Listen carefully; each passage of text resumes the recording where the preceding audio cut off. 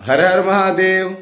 आइए आज जाना जाए कि क्षौर कर्म किन किन दिनों में करने चाहिए। क्योंकि अगर जो शास्त्र के हिसाब से दिन दिया हुआ है उन दिनों में आप क्षौर कर्म करते हैं तो आपकी आयु की वृद्धि होती है। जैसे पुण्य करने से हमारी आयु की वृद्धि होती है, पाप करने से आयु घटते हैं, उसी तरह क्षौर कर्म का भी विधान है।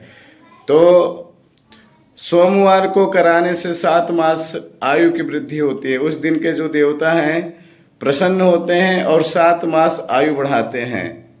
लेकिन जिनको एक पुत्र हो या बड़ा पुत्र हो उसको सोमवार के दिन क्षौर कर्म नहीं कराने चाहिए।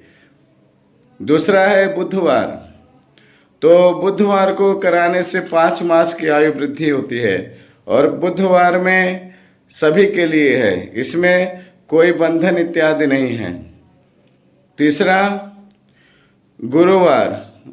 गुरुवार को कराने से 10 मास की आयु वृद्धि होती है, लेकिन इसमें एक बंधन है। जिसको लक्ष्मी प्राप्ति की कामना हो उसको गुरुवार के दिन क्षौर कर्म नहीं कराना चाहिए।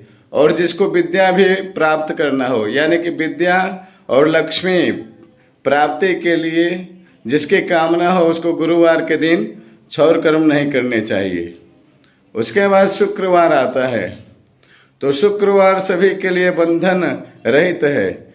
इसमें कराने से 11 मास की आयु वृद्धि होती है। उस दिन के देवता प्रसन्न होकर हमारे आयु को 11 मास तक बढ़ा देते हैं।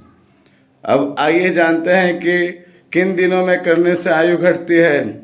तो रविवार को कराने से 1 मास की आयु घट जाती है। उसके बाद फिर शनिवार को कराने से 7 मास की आयु घटती है। भौमवार को कराने से 8 मास की आयु घट जाती है। इसलिए क्षौर कर्म हमेशा बुधवार और शुक्रवार को ही करे तो अति उत्तम है। और जिनको विद्या लक्ष्मी की प्राप्ति कामना हो वो गुरुवार को कभी क्षौर कर्म न करे। जिनको बड़ा पुत्र हो, एक पुत्र हो, वो सोमवार को क्षौर कर्म न करे।